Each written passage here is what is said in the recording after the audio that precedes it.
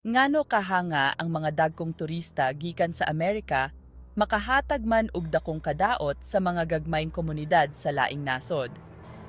Si Jason, usa ka Amerikano nga may gitas-on nga 6'5" ug may gibug-aton nga 235 kalibras, miadto sa Pilipinas aron maglipay-lipay sulod sa usa ka semana. Malupit ug walay kaluoy, iyang gipangbiktima ang mga mahuyang nga babaye sa usa ka gamay nga probinsya.